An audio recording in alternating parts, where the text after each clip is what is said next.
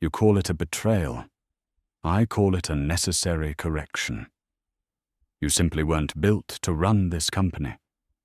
The words, spoken with the calm indifference of a weather report, hung in the air of the cavernous library, more chilling than the cold rain lashing against the windows.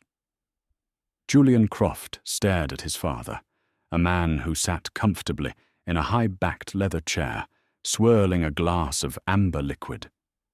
The reflection of the fireplace danced in his eyes, but inside them there was nothing but ice. On the antique desk between them, a tablet glowed with the evidence of an unspeakable crime. "You were going to let them die," Julian whispered, his voice cracking the words, tasting like poison. "All those people, for money." His father, Charles Croft, took a slow, deliberate sip from his glass. He didn't flinch. He didn't show a flicker of remorse. He simply looked at his own son with an expression of profound, weary disappointment. "An acceptable loss," he said, his voice a silken blade. "Sentimentality is a flaw in our business, Julian. A fatal one. I was only correcting your mistake. But how could a man be driven to the edge of madness by his own father? And how could the one person in the world who held the key to his salvation be the poor, invisible cleaning lady he had just ruthlessly fired? The city bled gold against the sunset, but down here in the shadow of the Titan, they called the apex. The world was just dust and the smell of wet concrete. From the ground floor, the unfinished skyscraper was a skeleton of steel and ambition, a stark silhouette clawing at the bruised twilight sky. To the men who designed it, it was a monument. To the men who owned it, it was a billion-dollar asset.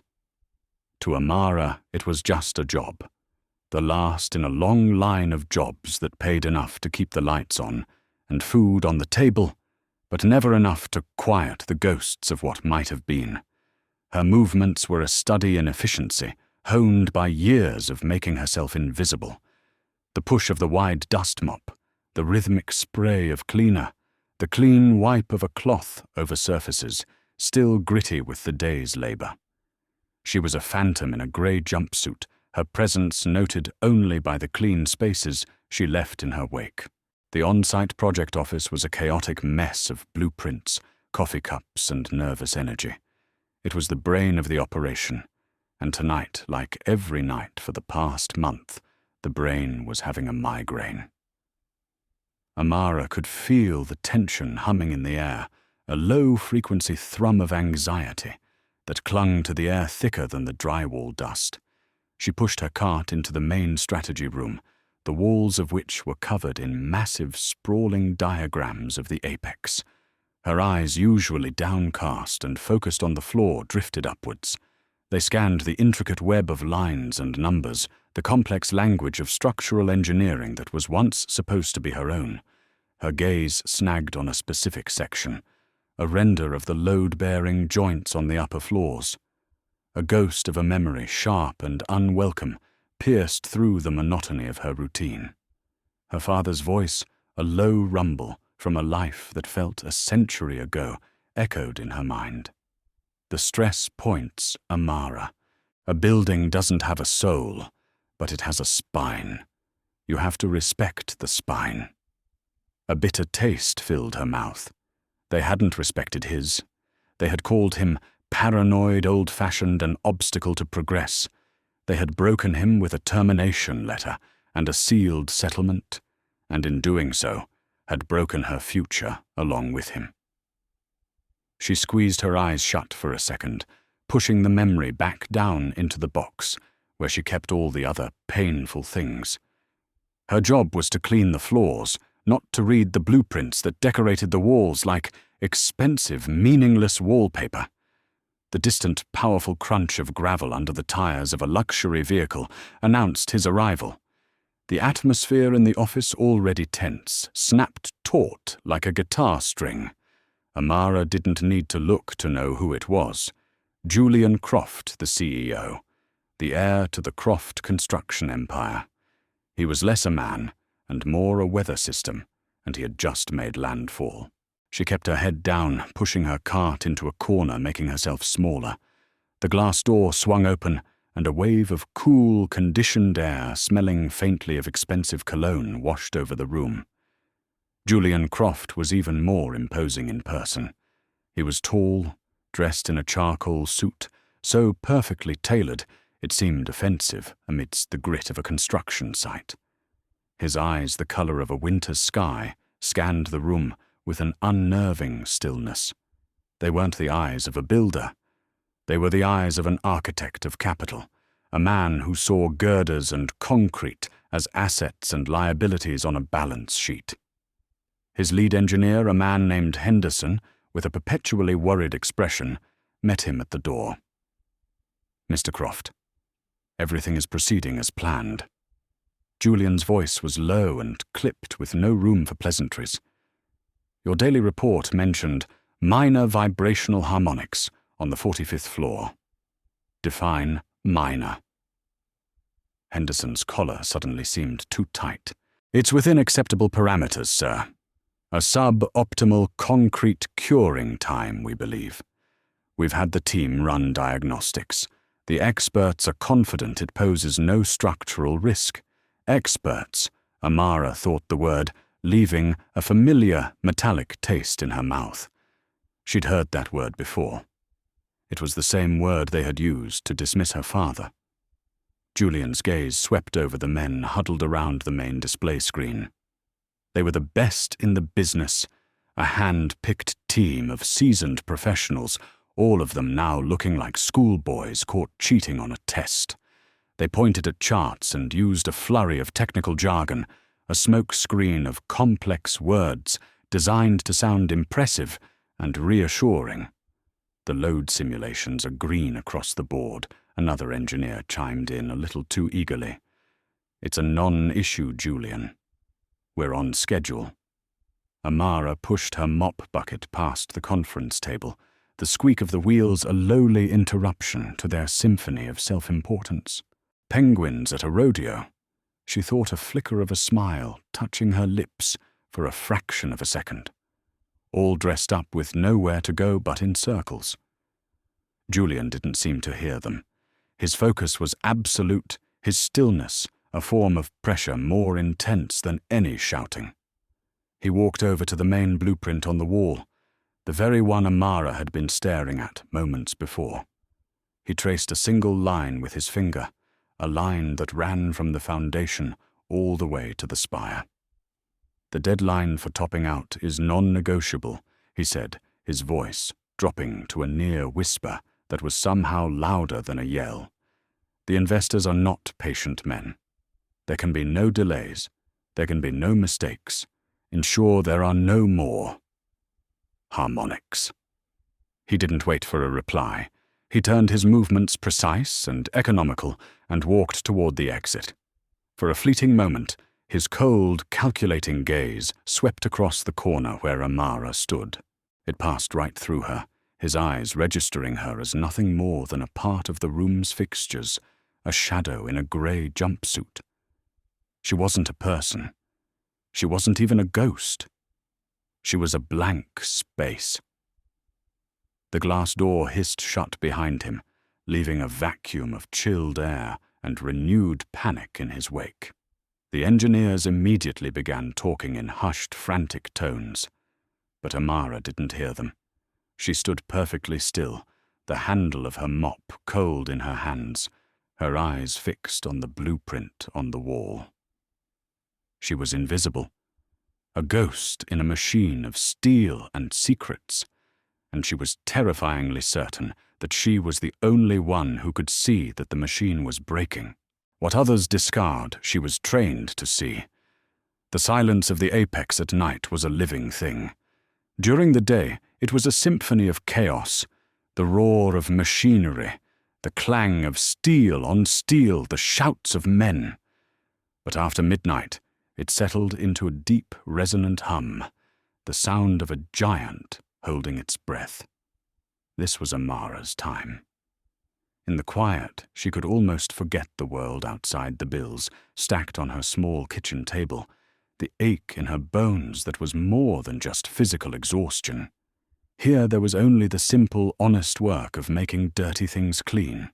The project office was a different kind of quiet. It was an abandoned battlefield, littered with the casualties of a long day's war against deadlines and physics. Styrofoam coffee cups stood in silent congregations, and the whiteboards were covered in frantic scribbles, the ghosts of desperate ideas. Amara moved through the space with a practiced grace, her large rolling trash bin the only sound besides the low buzz of the server rack in the corner. Her routine was a meditation, empty. The small cans wipe the sticky residue from the desks, replace the liners. It was predictable. It was safe. Tonight, however, something was different. When she reached the office of Henderson, the lead architect, she found his wastebasket overflowing. It wasn't just coffee cups and crumpled sandwich wrappers. It was paper. Dozens of sheets of heavy, high-quality vellum, each one crushed into a tight, angry ball. It was the debris of pure frustration. She lifted the can and tipped its contents into her large bin. Most of the paper balls tumbled in, but one, dense and tightly packed, rolled out onto the floor, coming to a stop near the toe of her worn work boot. She bent to pick it up. Her job was to dispose of it. That was the rule, but as her fingers closed around the thick, stiff paper, an old instinct stirred within her. This wasn't trash. This was thought. This was work. This was a piece of the world her father had loved. A small act of rebellion, silent and unseen, took hold of her. She looked around the empty office. There was no one to watch, no one to care. On a clean, empty desk, under the focused beam of a single task lamp, she began to uncrumple the first sheet. The paper fought her, holding on to its angry creases. She smoothed it flat with the heel of her hand. A fragment of a schematic appeared, lines and numbers denoting stress vectors. It meant nothing on its own. She reached into her bin and pulled out another, then another. It became a strange, quiet puzzle, the satisfying crinkle of the paper unfolding the slow emergence of a larger picture. It was like piecing together a broken memory. She wasn't looking for anything in particular. She was just letting her hands and eyes remember a language they had been forced to forget. The elegant flow of calculations, the precise architecture of a load-bearing column, the clean certainty of mathematics. A part of her brain that had been dormant for a decade slowly began to wake up. Then she saw it. It wasn't a dramatic, sudden revelation. It was a quiet, cold whisper of wrongness. A single variable in a long equation, one she knew by heart from her college textbooks. It had been substituted with a lower-grade material, constant, likely a cost-saving measure. Her eyes followed the calculation's path. With that one small change, the entire formula cascaded into error. She saw a decimal point that was off by a single catastrophic place. Her breath hitched in her throat. No. It's a draft.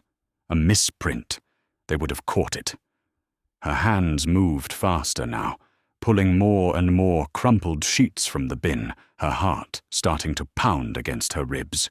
She smoothed them out, her fingers trembling slightly, fitting the torn edges together. A larger section of the blueprint took shape. It was the master plan for the spire's primary anchor points, the very elements that would secure the top third of the building against the wind. And the math was wrong. It wasn't just a typo. It was a fundamental, unforgivable miscalculation of the sheer load.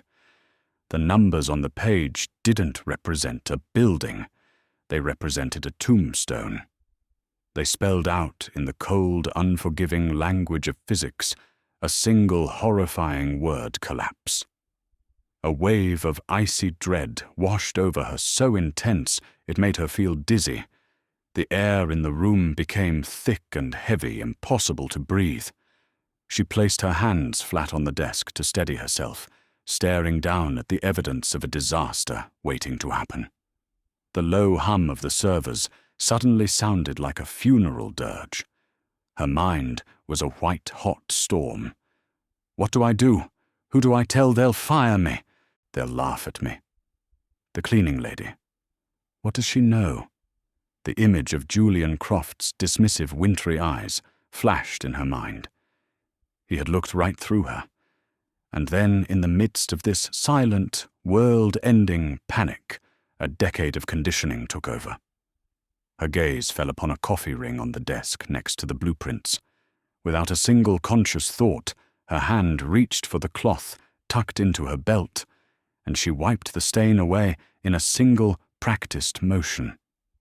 Her eyes scanned the desk. She picked up the sheets of paper, the death sentence of the apex, and squared them into a neat, perfectly aligned pile. She walked over to the architect's wastebasket, the source of her discovery, and calmly placed a fresh, clean liner inside. The mundane action was so absurd, so automatic, that it snapped her out of her trance. The reality of her situation crashed back down on her with the force of a physical blow. She stood frozen in the center of the silent, empty office, her hand still holding the clean plastic liner. Outside, the lights of the city glittered a galaxy of oblivious souls sleeping peacefully in their beds. She looked at the neat stack of papers on the desk. It was a ghost of her past, a nightmare for the future, and a burden that was now hers and hers alone to carry. She was the only person on earth who knew that the titan of steel and glass sleeping outside her window was not a monument to progress, but a beautiful billion-dollar lie waiting for gravity to have its say. A warning whispered in a storm is only a sound. Sleep offered no escape. Amara tossed in her narrow bed. The ghost of the blueprints burned onto the back of her eyelids. Every time she closed her eyes, she saw the flawed equations, the stress vectors bleeding into impossible angles. The knowledge was a physical sickness, a cold stone in the pit of her stomach. The sun rose, painting her small apartment window with a grey, indifferent light. She had to do something. The rules, the proper channels, that was the place to start. It was the only way people like her were ever heard. Her first attempt was a wall of fear. Her own supervisor, a weary man named Dave, whose entire world was contained in his scheduling clipboard, listened to her frantic explanation with growing horror. His eyes darted around the small supply closet, as if the walls themselves might be listening. "Amara, what are you talking about?" He hissed his voice, a low, panicked whisper. "Our contract with Croft Construction is worth more than my house. Our job is to be invisible. You start finding flaws, you start making waves, and 50 people are out of a job. You did not see anything. You will forget this. Do you hear me?" It wasn't a question.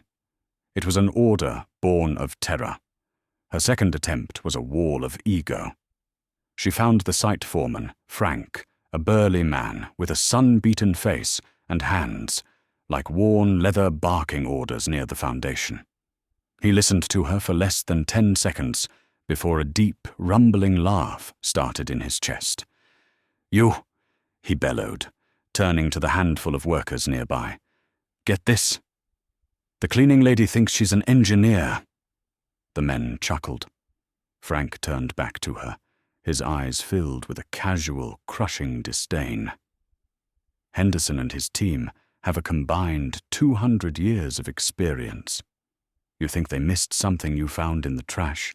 Go push your mop, sweetheart, before you get yourself in real trouble." He turned his back on her, dismissing her as easily as he would a stray dog. Humiliation burned hot in her cheeks, but it was quickly extinguished by a colder, more urgent fear. She looked up at the towering skeleton of the apex, where men oblivious and trusting were welding beams 60 stories in the air. They were trusting the experts. They were trusting the math. and the math was a lie. Dave's fear, Frank's mockery, it all faded into the background. All that mattered were the lives of those men hanging by the thread of a decimal point. The proper channels were closed. The rules were a trap. She had to break them. She spent the next hour in a state of hyper-awareness, her cleaning cart a mobile hiding spot. She tracked the movements of the site managers, listening to the crackle of their radios, waiting. Then she heard it. Croft is on his way. ETA 5 minutes. Her heart hammered against her ribs. This was it, her one and only shot. Julian Croft's visit was brief and brutal. He moved through the site like a surgeon, inspecting a patient, his gaze sharp, his questions precise. He radiated an aura of impatient, absolute authority. Amara watched from a distance, her hands sweating inside her rubber gloves. She timed her move, waiting for the moment he finished his inspection, and turned to walk back toward the gleaming black car that idled like a patient predator at the site's edge. Now. She pushed her cart forward, abandoning it, and stepped directly into his path. His security guard moved instantly to intercept her, but Julian raised a single curt hand. He stopped his expression, a mask of cold annoyance. "This is a restricted area," he said, his voice flat. "The whole building is a restricted area," Amara shot back, her own voice, steadier than she felt. "Because it's not safe." Julian's eyes narrowed slightly. He looked down at her grey jumpsuit, the name of the cleaning service stitched over her heart. It was a look that stripped her of any identity beyond her function. "And you are?"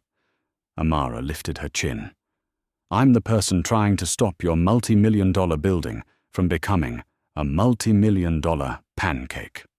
The words hung in the dusty air.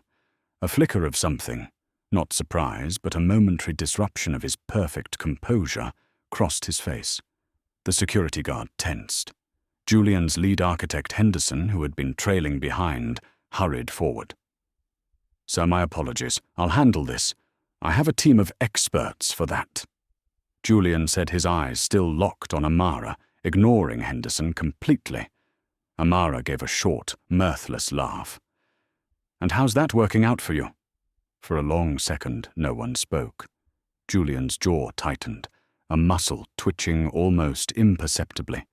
He held her gaze, a silent battle of wills playing out between the billionaire in the bespoke suit and the cleaning lady in the worn-out boots. He didn't believe her. Not yet. But she had done something no one else had dared to do. She had made him pause. "Get her off my sight," he said, finally, his voice dangerously quiet. He turned without another glance and got into his car. The door closed with a solid, definitive thud. The car sped away, leaving Amara in a cloud of dust and the full force of Frank's fury. The foreman's face was a mask of crimson rage as he stormed toward her. "You're fired," he snarled, jabbing a thick finger in her face. "You are so fired. You have no idea the trouble you've just caused." Amara stood her ground, her heart sinking. She watched the black car disappear down the road. She had gambled everything on a few defiant words whispered in a storm, and she had no way of knowing if he had heard a single thing. Doubt once planted has roots of its own. The 49th floor of Croft Tower was a world away from the grit and noise of the construction site. Here the air was chilled and still smelling of leather and quiet money. Julian Croft sat behind a desk of polished obsidian that reflected the glittering cityscape like a dark, placid lake.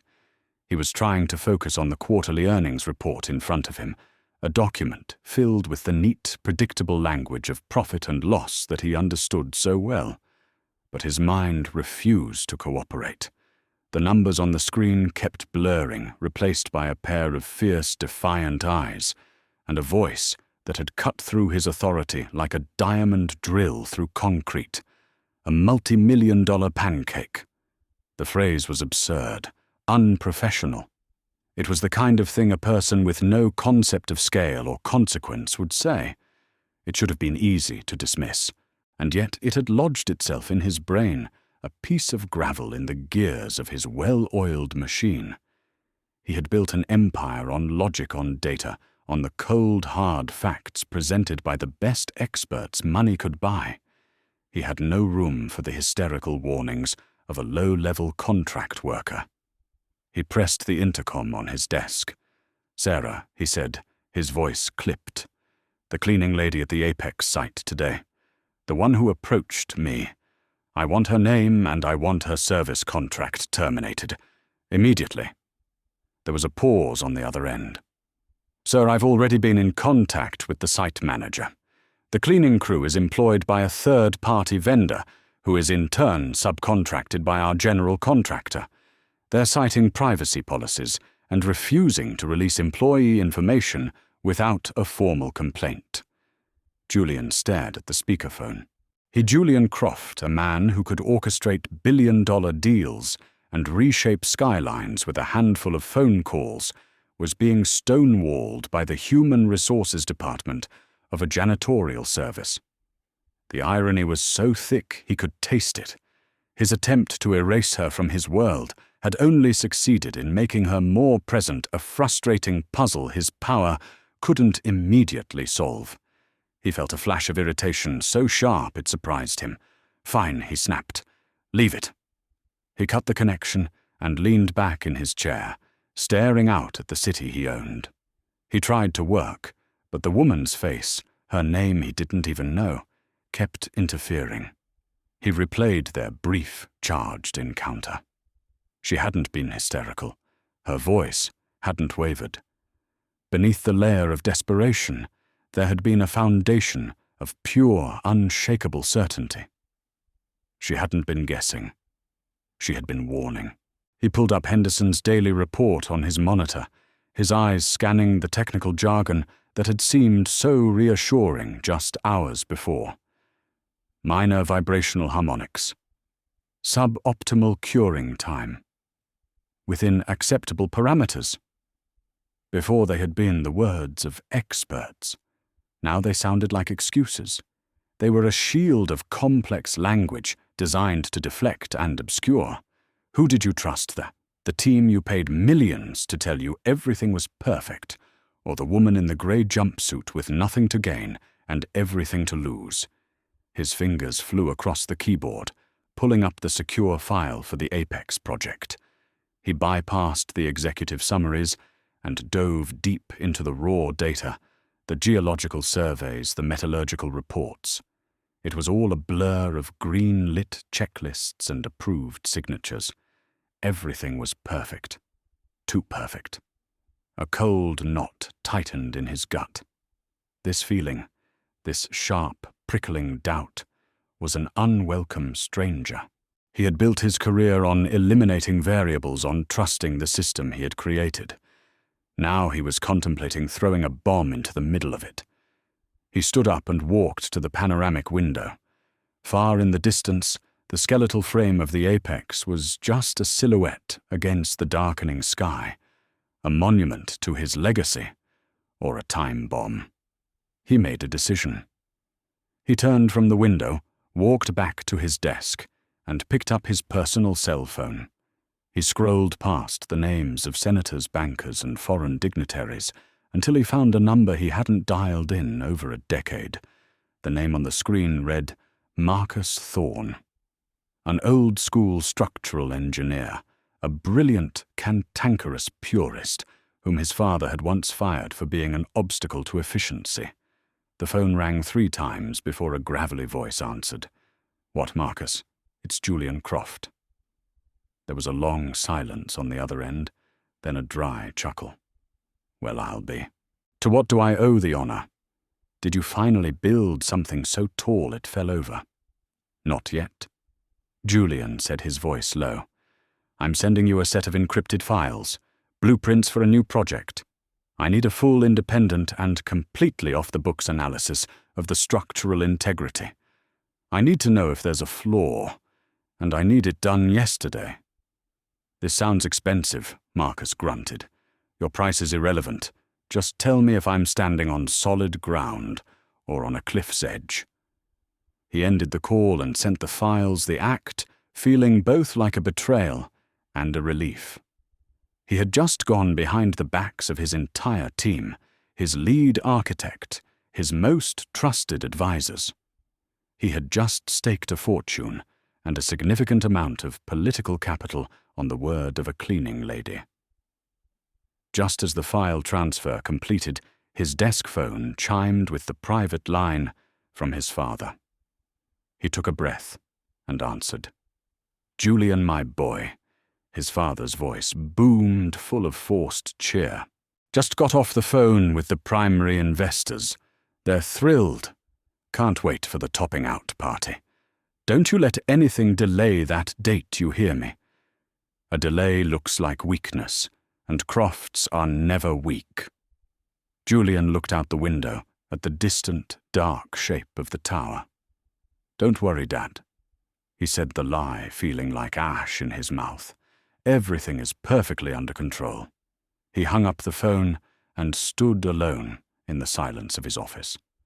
For the first time, he didn't see the apex as a symbol of his power or a jewel in his city's crown. He saw it as a giant, terrifying question mark etched against the night sky. The doubt was no longer a whisper. It was a roar. And all he could do now was wait for the echo. Some truths don't set you free. They build a new cage. For 2 days, Julian existed in a state of suspended animation. He moved through his meetings, signed documents, and answered calls, but his mind was elsewhere, caught in a high-stakes waiting game. He was a man holding his breath, waiting for a verdict that would either confirm his sanity or condemn his judgment. He found himself scanning the faces of his team of Henderson and the other experts, searching for a flicker of deceit or incompetence he might have missed. He saw nothing but confidence, the easy assurance of men who believed in the infallibility of their own systems. It made his skin crawl. The email arrived at 3:17 a.m. on the 3rd day, waking him from a restless, shallow sleep.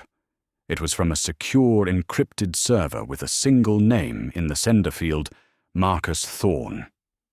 The subject line contained only one word, urgent. Julian sat up in his bed, the cool blue light of his tablet illuminating his face in the darkness of his penthouse. He took a steadying breath before opening the attached file. The report was not the glossy, jargon-filled presentation he was used to. It was stark, brutal, and utterly terrifying.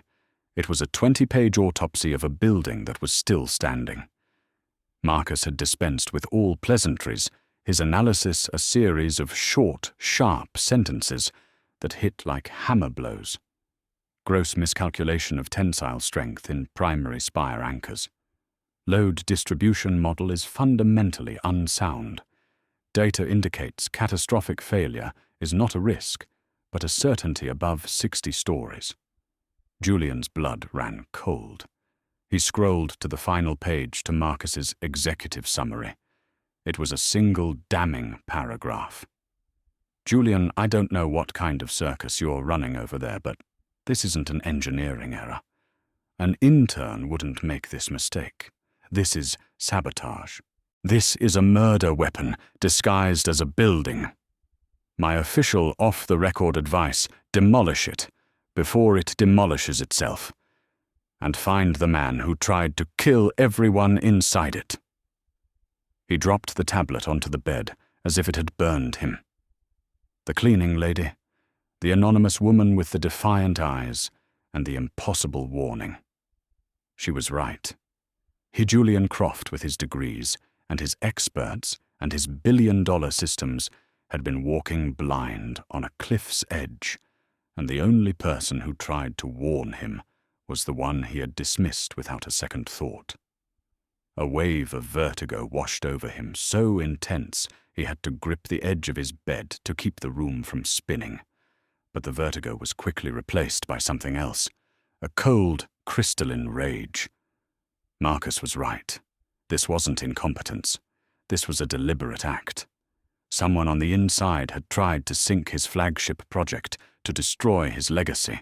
He thought of Henderson's smooth reassurances, the confident smiles of his team. Had it all been a lie, he threw back the covers and walked barefoot into his home office. He wasn't going to wait for morning. He needed answers now.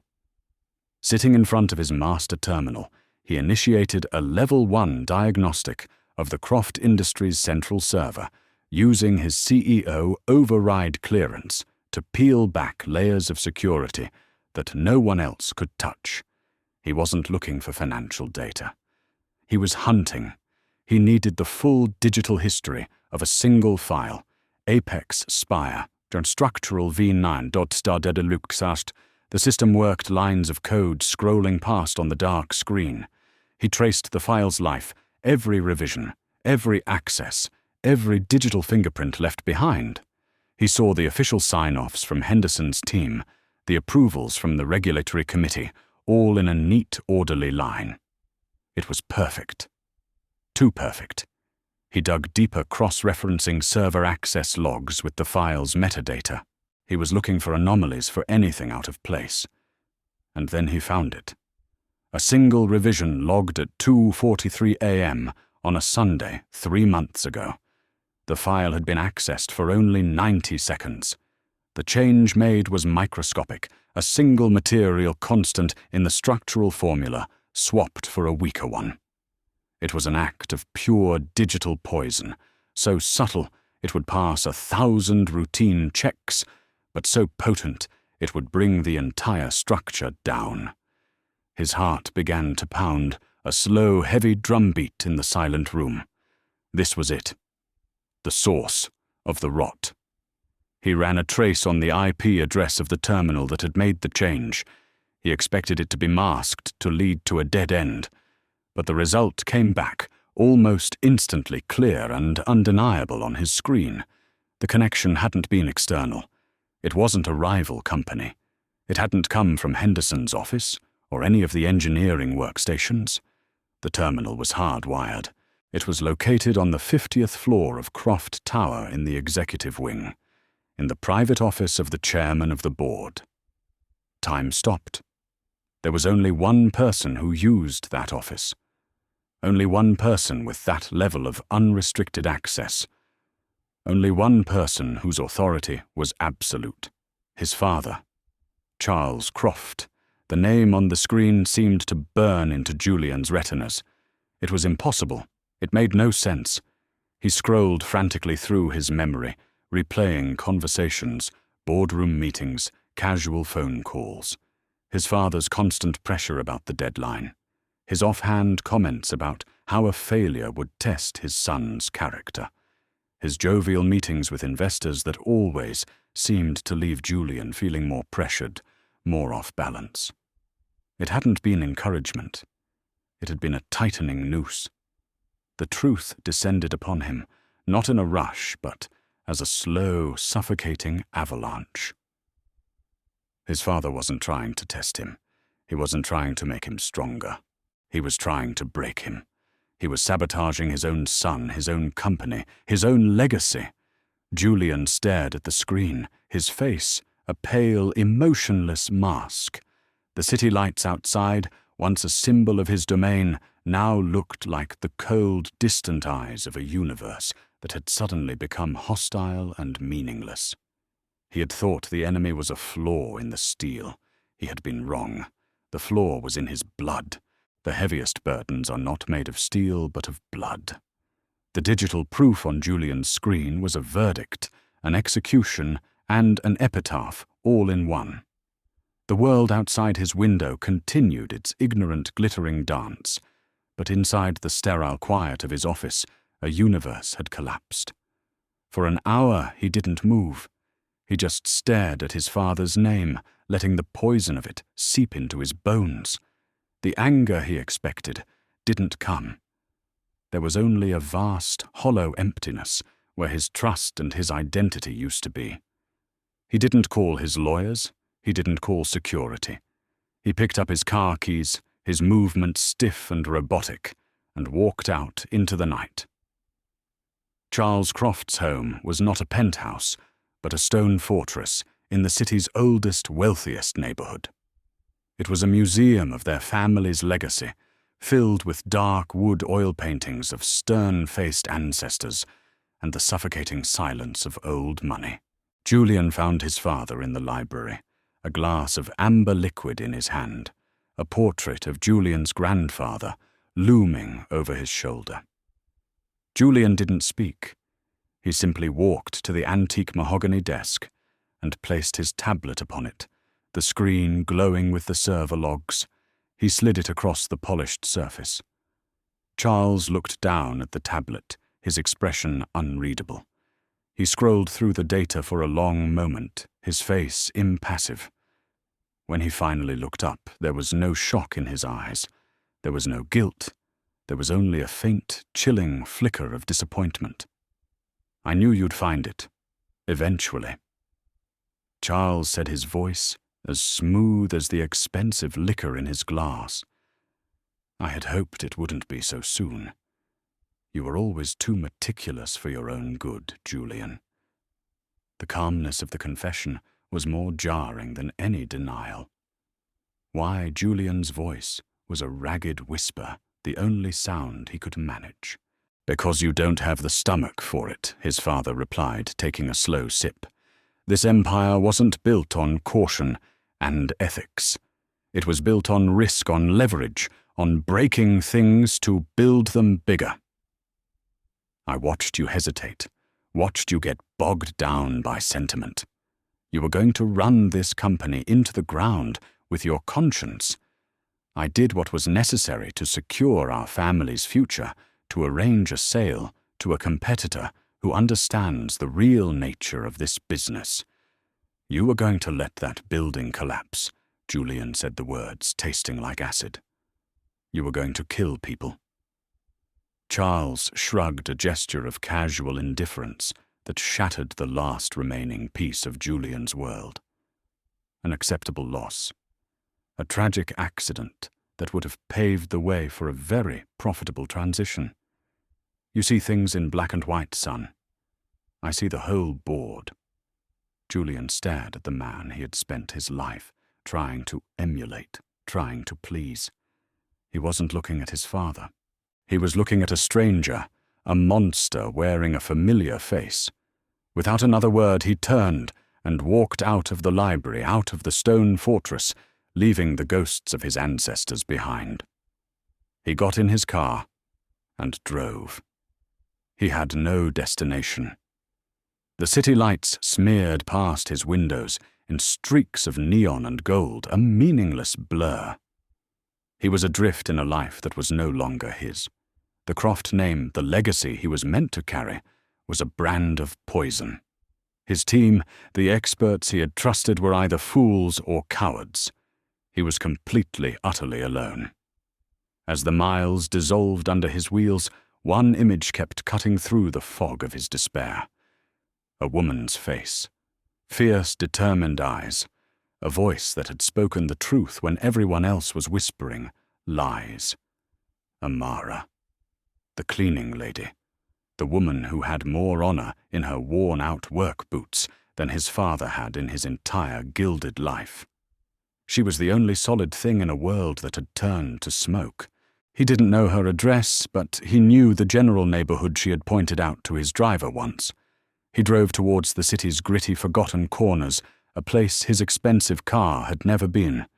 A sudden cold rain began to fall, slicking the streets and blurring his vision.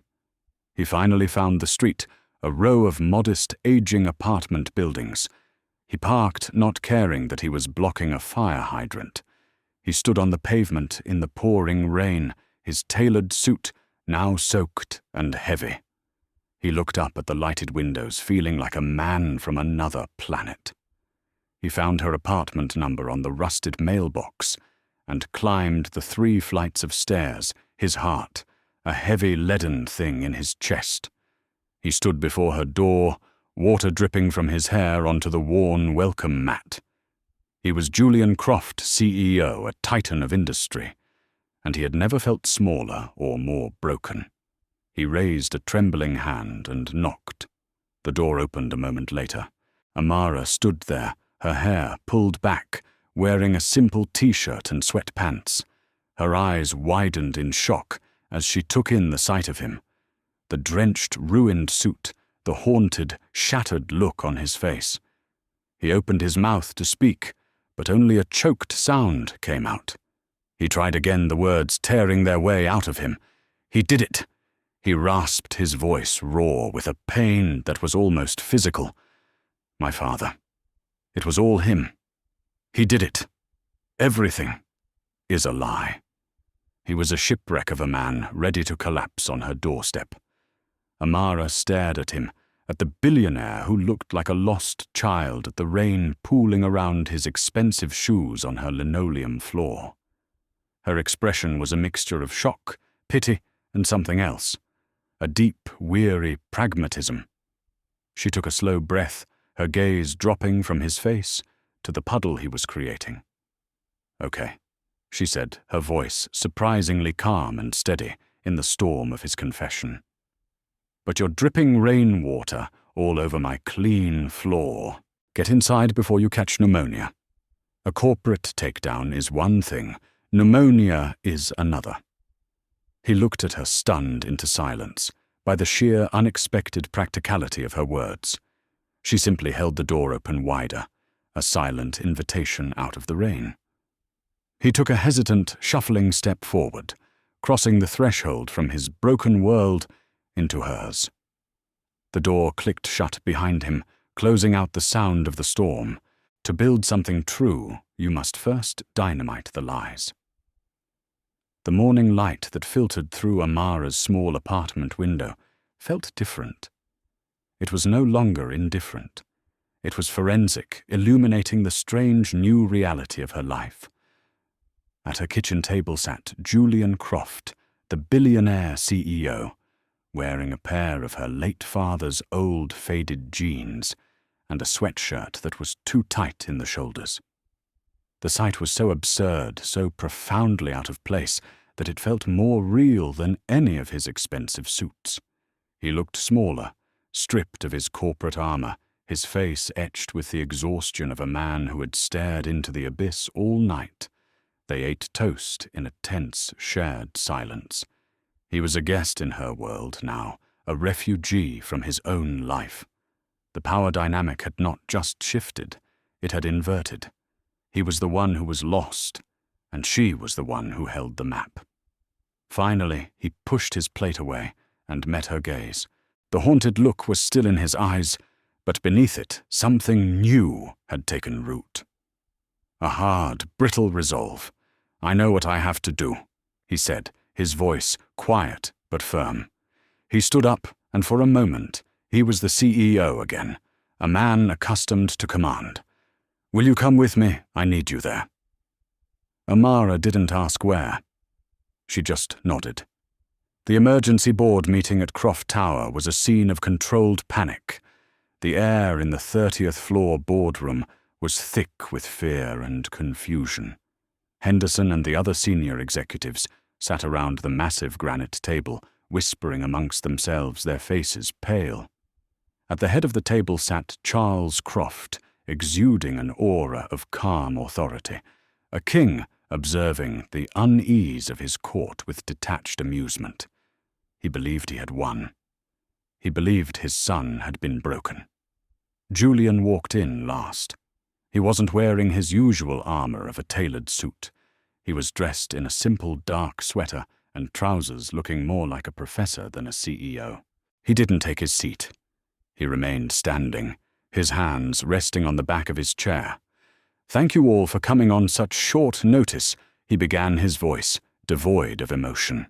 "I have called this meeting to address a critical security breach and an act of industrial sabotage that threatens the future of this company and the lives of hundreds of people." A murmur of shock rippled through the room. Julian pressed a button, and the large screen behind him came to life. He projected the independent report from Marcus Thorne, highlighting the passages about catastrophic failure. He then showed the server logs, the digital trail of the altered blueprint file. He laid out the evidence with the cold, methodical precision of a prosecutor. As you can see, he said, his voice cutting through the growing unease, this was not an error. It was a deliberate, malicious act designed to cause the collapse of the Apex Tower upon its completion. His father Charles finally spoke his voice, a smooth, condescending balm. This is outrageous, Julian. Are you suggesting one of our own people is a traitor? This is a witch hunt. You're letting the pressure get to you. Julian's eyes, cold and empty, settled on his father. I'm not suggesting it. I'm stating it as fact. The revision to the file, the act of sabotage, was made from a single secure terminal. He clicked the remote again. The IP address and its source location appeared on the screen in large, stark letters. The terminal located in the private office of our chairman. The room erupted. Shouts of disbelief and accusation flew across the table. Charles Croft rose to his feet, his face a mask of theatrical fury. This is a lie. My own son turning on me with fabricated data. He's lost his mind. The access logs have been authenticated by a third party. Julian said, his voice never rising, and a copy of this entire file, along with Marcus Thorne's report, was delivered to the district attorney's office an hour ago. That single sentence silenced the room. It was no longer a corporate matter. It was a criminal one. The color drained from Charles Croft's face. In that moment, he was no longer a king. He was just a man caught in a trap of his own making. In the stunned silence, Julian spoke to his assistant through the intercom. "Sarah, please, show Ms. Franklin in." A moment later, the boardroom doors opened, and Amara walked in. She wore her simple, clean work uniform, a stark contrast to the expensive suits and panicked faces around the table. She looked small in the cavernous room, but her posture was straight, her chin was up, and her eyes were clear. Julian turned to the bewildered board members. "This is Amara Franklin," he announced. "She is the woman who discovered the flaw.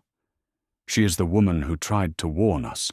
She is the woman whose integrity and intelligence surpassed that of our entire multi-million-dollar team of experts. She is the one who saved this company." He then walked over to Amara, stopping in front of her. "Therefore, effective immediately, I am creating a new executive position with the full backing of this board. The Executive Vice President of Safety and Integrity. This role will have unilateral authority to investigate, audit, and halt any project at any stage if safety is compromised. It will answer to no one but the board itself."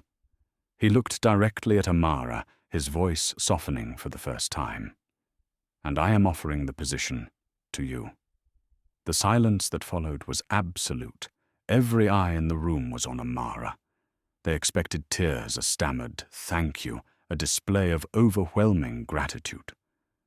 Amara looked at the stunned faces of the powerful men. She looked at Julian, at the earnest, desperate hope in his eyes. She took a slow, deliberate breath. "Does this new job," she asked, her voice, clear and steady, cutting through the silence, "come with a different uniform? Because this one has seen things." A beat of pure shock, and then, unexpectedly, one of the older board members let out a short, sharp bark of laughter. Julian himself felt a genuine smile crack his frozen facade. It was so perfectly, unapologetically her. "Yes, Amara," he said, a wave of profound relief washing over him. "It comes with any damn thing you want." He turned back to the board. "One more thing. We will be establishing the Robert Franklin Engineering Ethics Foundation, a $200 million endowment to fund scholarships and promote ethical practices in the construction industry." He looked back at Amara, whose eyes had suddenly glistened. In honor of her father. He had not just righted a wrong, he had resurrected a legacy. And as Amara looked at him, truly looked at him, she saw past the billionaire and the CEO. She saw the man who had dynamited his own world for the simple, terrifying, and beautiful sake of doing the right thing. And for the first time, she felt the foundation of a new trust begin to form. The strongest structures are the ones that have been broken and rebuilt. 6 months later, the apex tower no longer looked like a skeleton. It was now sheathed in a skin of shimmering glass, a new and permanent fixture in the city's skyline, reflecting the clouds with an unshakable confidence. The change in the building was nothing compared to the change within it. The frantic, corner-cutting energy was gone, replaced by a culture of meticulous, uncompromising diligence. This new culture had a name, and her name was Amara Franklin. Amara moved through the site not as a ghost, but as its guardian angel. She wore a hard hat and a new grey jumpsuit, this one, with the title Executive VP Safety and Integrity, stitched in clean white letters over her heart. She was a constant presence, her eyes missing nothing from the torque on a bolt to the fatigue in a crane operator's posture. The engineers, including Henderson, had learned to respect her, even to fear her a little. She didn't wield her power with anger or ego, but with the quiet, absolute authority of someone who had earned her place, not in a boardroom, but in the crucible of truth. Her relationship with Julian had also been rebuilt, one slow, careful day at a time. He was still the CEO, but the dynamic between them had been fundamentally altered. He came to the site not for surprise inspections, but for his weekly scheduled meeting with her. He brought her coffee. Black, 2 sugars exactly how she liked it. A small ritual that had become their unspoken language. He listened more than he spoke, deferring to her judgment on all matters of safety. He was learning, she realized, not just how to run a company, but how to trust. They were in the project office, the same room where she had once pieced together the crumpled blueprints. Now new revised plans were spread out across the table. I ran the final energy use projections, Julian said, pointing to a section detailing the HVAC system for the commercial floors. If we reroute the primary ducting through this corridor, my team says we can increase thermal efficiency by 8%. It's a significant long-term saving. Amara didn't look up from the structural report she was reading. She simply tapped a different section of the blueprint with her pen, and it would block the primary access route for the fire suppression system. She said, her voice flat. A brilliantly efficient way to fail the final city inspection. A great plan, boss. He was silent for a moment. 6 months ago, a comment like that would have earned a cold glare. Now she heard the soft, unmistakable sound of his smile. That he said a warm humor in his voice is why I have you, to protect the company from my own efficiency. Amara finally looked up, meeting his gaze. A small smile played on her own lips. It's a full-time job. Their eyes held for a moment longer than necessary. In that shared glance was the memory of a rainy night, a ruined suit, and the slow, difficult dawn that had followed.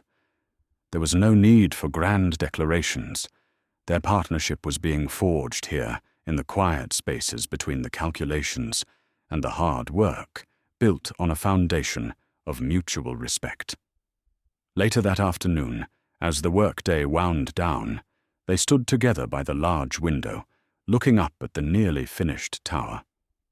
The setting sun caught the glass, and the building seemed to ignite a torch of gold and blue against the evening sky. It was no longer a symbol of his family's hubris or her past pain. It was theirs. I used to look at it and just see an asset, Julian said quietly, his voice barely a murmur. A legacy to be conquered. Numbers on a page. And now Amara asked her eyes on the tower. He turned his gaze from the building to her. Now, he said, and his voice was filled with a simple, unadorned honesty. I see a second chance. A reminder that the foundation is everything. He didn't reach for her hand. He didn't move closer. The respect he showed her was in that space between them, an acknowledgement that she wasn't a prize he had won, but a partner he had earned the right to stand beside. The scars of his father's betrayal and her father's ruin would always be there, but they were no longer open wounds. They were part of the blueprint of who they had become. She gave a slow, deliberate nod, accepting his words, accepting this new reality they were building. "A solid foundation is a good place to start," she said. Together they watched, as the lights of the city began to flicker on one by one, a sprawling galaxy of stories and second chances. They hadn't just saved a building. They were drafting a new blueprint for a company, for a skyline, and for a future that was for the first time built on a foundation of truth. And it was strong. They say blood is thicker than water. But what happens when the blood that runs in your veins is also the source of the poison? Julian and Amara saved a skyscraper. But to do so, they had to demolish a family legacy built on a foundation of lies. They chose to honor the truth, but the price of that truth is a wound that may never fully heal. It leaves you with a difficult question. If you were Julian, would you have been able to expose your own father, knowing it would destroy your family's name forever? Let me know your honest thoughts in the comments below. And if you love stories that challenge the difficult line between loyalty and justice, make sure to subscribe and join our community for the next journey.